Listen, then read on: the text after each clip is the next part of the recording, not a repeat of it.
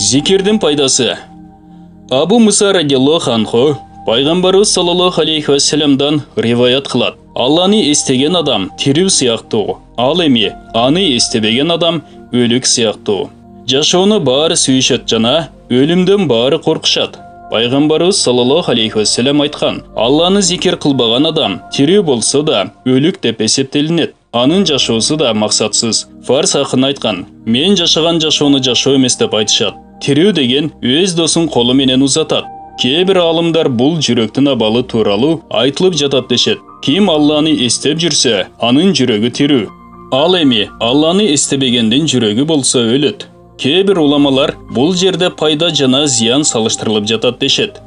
Ким Алланы зикир кылган адамды кыйнаса, ал тирүү адамды кыйнаганга барабар. Ал үчүн өч алынат жана кыйнаган адам кылганы үчүн жооп берет.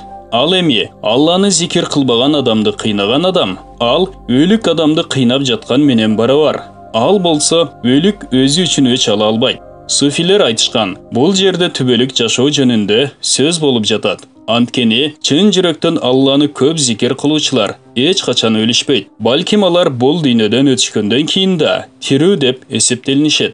Куранда шахиддер тууралуу эскертилгендей, алар Алланын астында тирүү. Ал Имран сүрөсү 169 аят. Ушул сыяктуу алар үчүн да өзгөчө жашоонун түрү бар.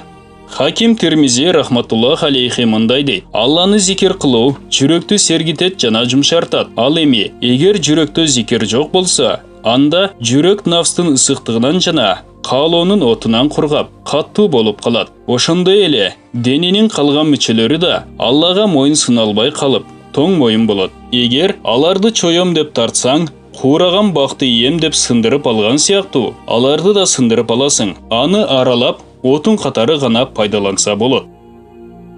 Бул баян Фазаил Амал китебинен алынды. Урматтуу мусулман бир туугандар, биздин Икро медиа каналыбызга катталыңыздар.